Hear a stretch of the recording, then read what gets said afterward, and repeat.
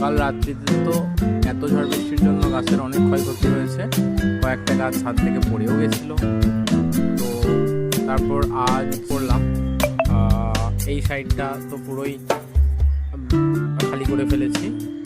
এই সাইডে একটু কনস্ট্রাকশনের কাজ হবে, আর তারপর বাকি যা এইদিকে রেখে ফেলেছি।